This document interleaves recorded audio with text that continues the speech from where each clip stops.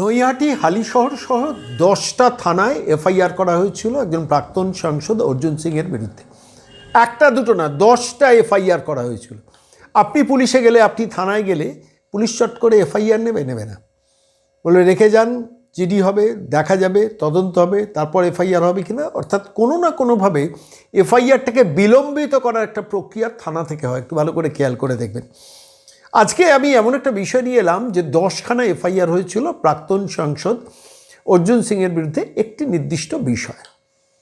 সরাসরি অর্জুন সিং পুরো বিষয়টা কলকাতা হাইকোর্টে মুভ করেছেন। এই 10জন যে 10জন ব্যক্তি এফআইআরটা করেছিল নৈহাটি হালিশহর সহ বিভিন্ন থানায়, তাদেরও নোটিশ সার্ভিস করা হয়েছে এবং পুলিশ সংশ্লিষ্ট থানার পুলিশকেও নোটিশ সার্ভ করা হয়েছিল।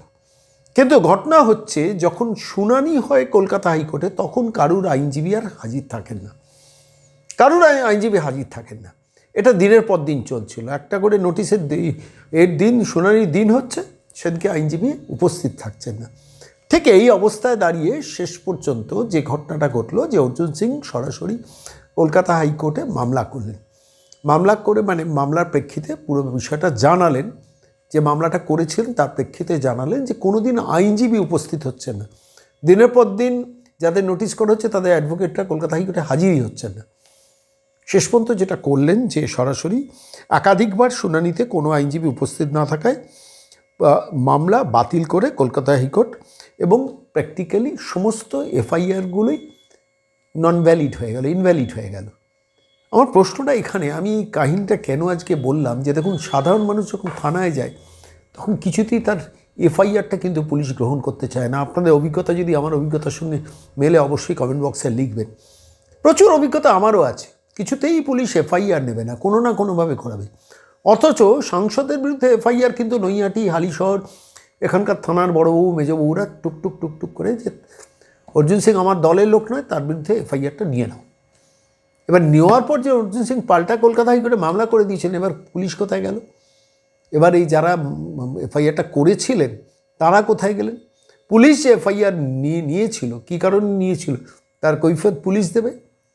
আলটিমেটলি দেখুন, কলকাতা হাইকোর্টে দিনের পর দিন মামলার ডেট উঠল।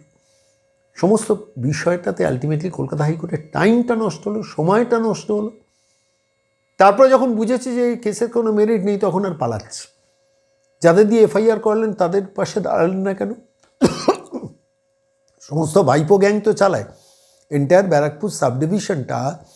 পার্থ, সোমনাথ, এসব তো ভাইপো গ্যাং, সুবোধ ভাইপো গ্যাং। এইটুকু মরদ নেই যে যাদের দিয়ে এফআইআর করলেন তাদের হয়ে উকিল অ্যাপয়েন্ট করে কলকাতা হাইকোর্টে।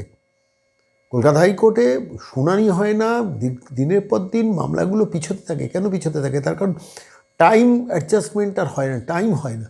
সেইখানে দাঁড়িয়ে একটা ফেক ভুয়ো মামলা করে, তার আলটিমেটলি ফেক ভুয়ো এফআইআর করে তার প্রেক্ষিতে মামলা উঠছে, সেই মামলাতে সরকারের আইনজীবীরা উপস্থিত হচ্ছেন। আমি সরাসরি এই বিষয়টা নিয়ে প্রাক্তন সাংসদের সঙ্গে যোগাযোগ করেছিলাম, যে খবরটা পাওয়ার পর বাংলা সোকল্ড মিডিয়া খবরটা চেপে গেল, যে কলকাতা হাইকোর্টে আইনজীবী দিচ্ছেন না বলে শেষ পর্যন্ত পুরো এন্টায়ার প্রসিডিংসটা বাতিল হয়ে গেল।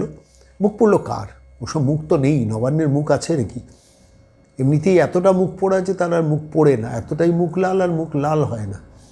এই সরকার বারবার নেড়া বেলতলায় যায় একবার, এই সরকার বারবার কলকাতা হাইকোর্টে যায় আর গিয়ে হারে, এবং সেখানে টাকা খরচা করে আইনজীবীদের। এক্ষেত্রে অবশ্য আইনজীবীদের পেছনে টাকা খরচাটা করার মুরদও আর ভাইপো গ্যাংয়ের হয়নি।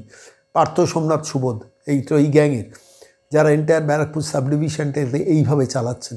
আপনি ভাবুন তো, অর্জুন তো নয় একজন সাংসদ প্রাক্তন, কিন্তু আমি বলছি সাধারণ মানুষ, তাদের বিরুদ্ধে এফআইআর হলে সেই এফআইআর নিয়ে তারা তো কলকাতা হাইকোর্টে পাল্টা মুভ করতে পারেন না।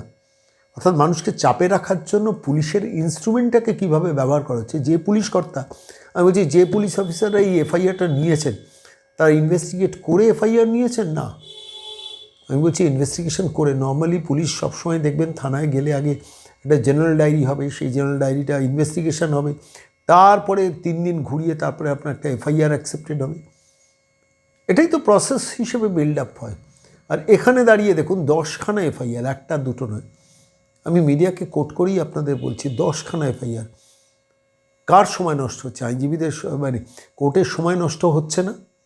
কোর্টে এই এন্টায়ার প্রসিডিংসে আইনজীবী দাঁড় করানোর মুরদ নেই একটা সরকারের। সে সরকার অবশ্য কোটি কোটি টাকা আইনজীবীদের পেছনে খরচা করে যখন শেখ শাহজাহানকে বাঁচাতে হয়, সেই সরকার আইনজীবী অ্যাপয়েন্ট করতে পারছে না কেন? তৃণমূলের ওই ভাইপো গ্যাং পার্থ, সুবোধ, সোমনাথ, তারা কেন আইনজীবী অ্যাপয়েন্ট করতে পারে না?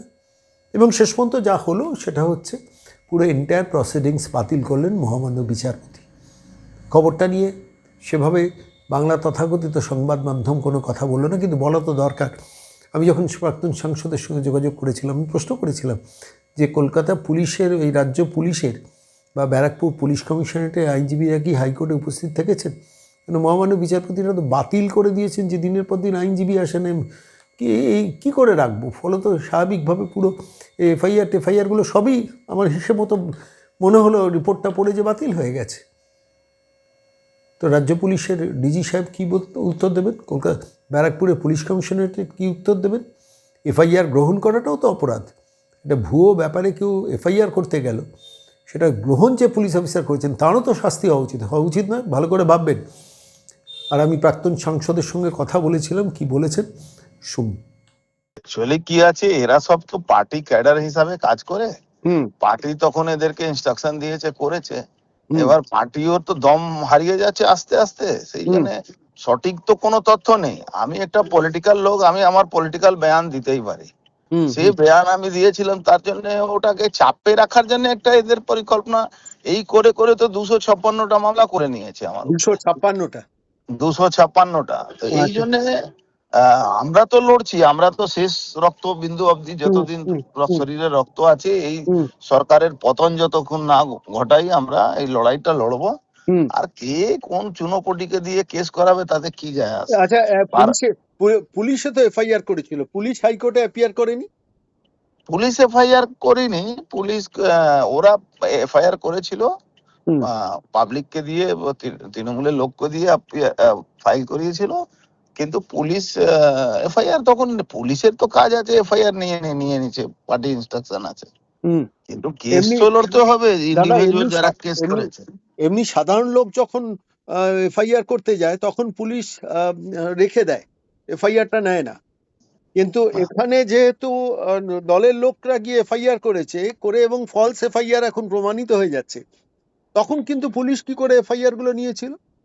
দেখুন, পুলিশ বেচারা হয়ে গেছে, বেচারাদের যা অবস্থা, মানে পার্টির তরফ থেকে বলছে এই এফআইআরটা নিয়ে নাও, নিয়ে নিচ্ছে। এবার সঠিক মিথ্যা তো সেটা তো তারা তদন্ত করে কিছুই পায় না, কিন্তু পার্টি এফআইআর করতে বলেছে, করেছে। এবার যারা লড়ার এই পার্টিতে তো আছে use and throw, Mamata Banerjee তো তার সব থেকে বড় প্রমাণ। কি যাকে দিয়ে এফআইআর করাবে, যার এগেনস্টে করাবে, দেখবেন যার এগেনস্টে করাবে তাকেই তোল্লা দেবে, যাদেরকে দিয়ে এফআইআর করাবে তাকে লাথি মারবে। মমতা ব্যানার্জি যতক্ষণ ফায়দা থাকবে ততক্ষণ খেলাটা করে। আচ্ছা, একটা কথা জিজ্ঞেস করি, এই কেসে আপনি পুলিশকে পার্টি করেছিলেন? আমি সবাইকে পার্টি করেছি। পুলিশও অ্যাপিয়ার করেনি কোর্টে? না না, সবাইকে পার্টি করা হয়েছে। পুলিশ তো যারা যখন এফআইআর হয়ে যাওয়ার পরে স্টেট ভার্সেস পার্টি থাকে, মানে আমার ভার্সেস স্টেট হয়ে যাবে এফআইআর করার পরে, তো এই জন্য তো বাট ন্যাচুরাল আছে কি তাদের পার্টি করতেই হয়, পার্টি করা হয়েছে। পুলিশের পক্ষ থেকেও কোনো কোর্টে অ্যাডভোকেট অ্যাপয়েন্ট করা হয়নি বলছেন? মানে একটাই তো অ্যাডভোকেট আছে এদের, ওই কল্যাণ ব্যানার্জি। ও টাকা তুলে তুলে পাগল হয়ে গেছে। মমতা ব্যানার্জি ধরুন বলছে কি অল ইন্ডিয়া তৃণমূলের, অথচ অল ইন্ডিয়া নেই, রাজ্য তৃণমূলের নেত্রী হিসাবে আইপ্যাক এর অফিসে ঢুকেছিলেন বা ওর বাড়িতে ঢুকেছিলেন প্রতিজ্ঞা।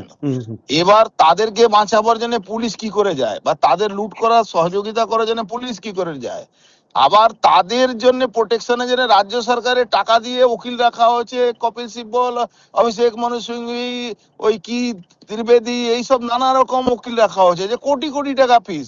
এই ফিসটা রাজ্য সরকার আপনার আমার ট্যাক্সের টাকা দিয়ে দিচ্ছে। তো পশ্চিমবাংলা তো মানে একটা অদ্ভুত।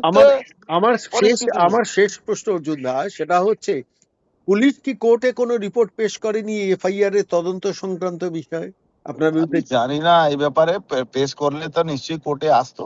পুলিশ কি করছে না করছে আমি কি করতে পারবো বলো।